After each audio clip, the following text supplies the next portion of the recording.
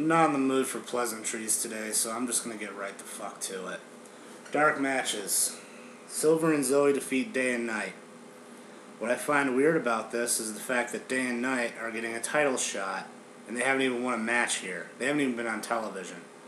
All this because a certain tag team who was holding the titles, I ain't going to mention any names, Marvelous Marvels, have somehow defaulted on their contracts. So, yeah, there's a new match for you. Day and Night face off against Ace High to see who's going to be the new tag team champions.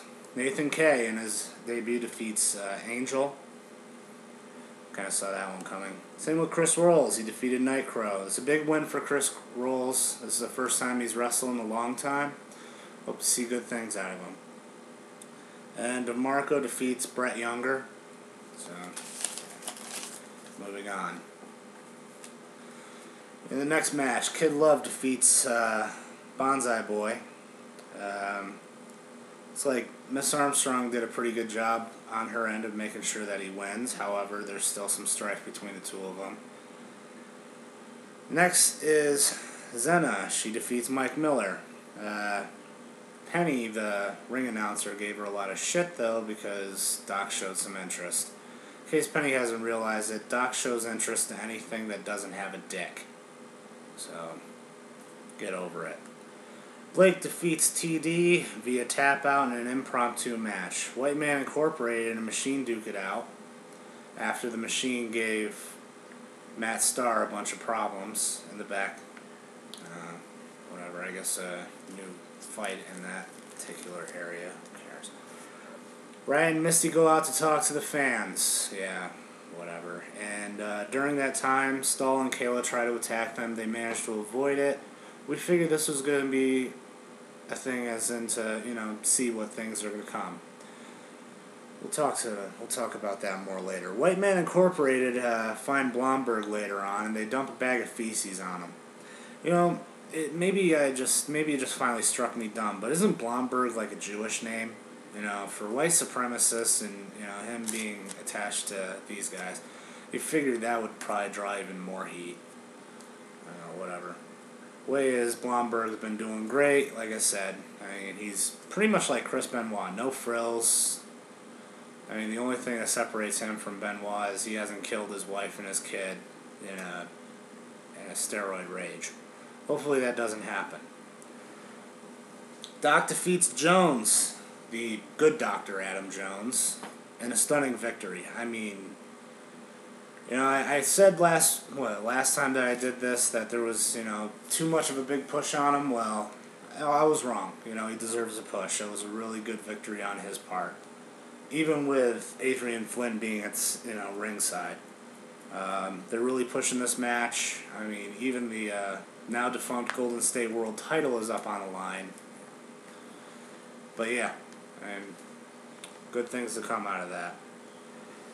Jack Harrison defeats BB Booth with ease. She didn't bring her A game. I guess that's probably the reason why the Marvelous Marvels are on their way out the door. Xavier Magnus, or Magnus, yeah, fuck cares. He defeats Brad Valley. Valley's career is over, and to make matters even worse, after the fact, Hisoka, the Clown Prince of New Era Wrestling, beat the hell out of him with a baseball bat for no particularly good reason. I don't care. Alright, Matt Starr, not Mike Starr, Matt Starr retains his title against Hisoka in a very tough match. A lot of people want to see a rematch, and it's plausible. Hisoka's a tough character. After that, Rig X or the Real X gets into the ring and talks, and then either the Real X or Rig X, I don't really care. A lot of people don't care. They're going to have a match, though, for the people that do care, which, from what I'm gathering, is not very many people. Stahl and Jade defeat Ryan and Misty after the attack from earlier. We thought maybe Ryan and Misty would pull that one out. Obviously, that didn't happen. More to talk about Riot later. or not. I don't know. Priest. Robbie Priest retains against a very tough Disturbed. He holds on to the North American title for another day.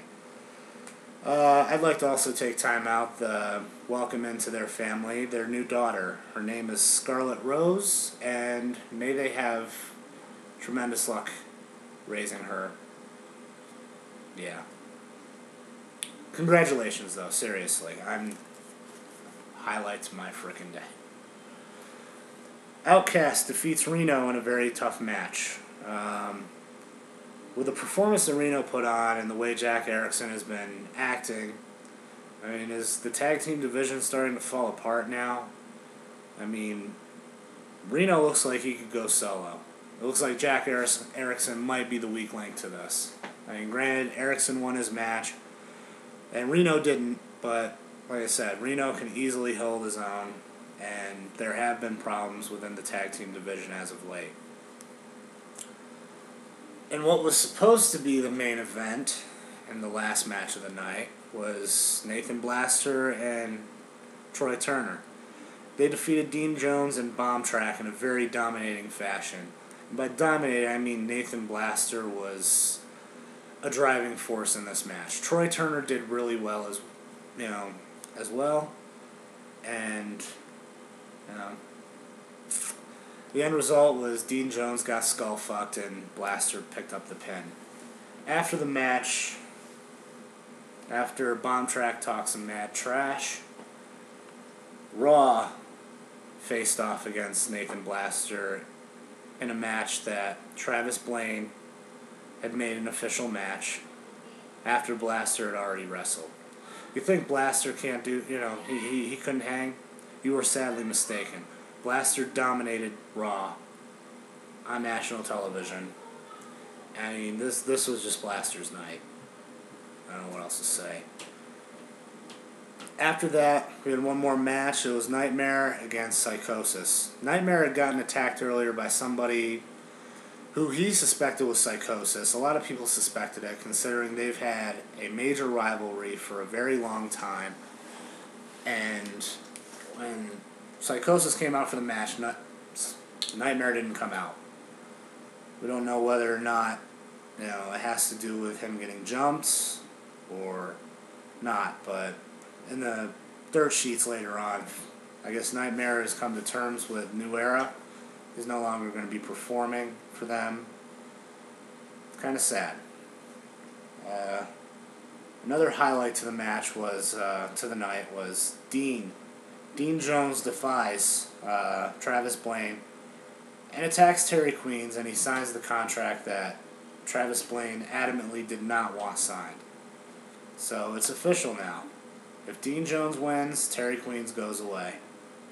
If Dean Jones loses to Troy Turner, Legion disbands. On a final note, at the end of the night, Bomb Track finds Raw taped to the side of his trailer. And everything's pointing toward Nathan Blaster doing it, including the note that says Nathan Blaster did it. So, earlier on that night, Legion declared war against Nathan Blaster, and this is Nathan Blaster's response. I don't know how this is going to affect Bomb Track going into his next match, which is against Nathan Blaster of Vindication 2. I'll have more as the news comes. I'll talk to you later on. This is the Glorious One, Gregory Bartlett, signing off.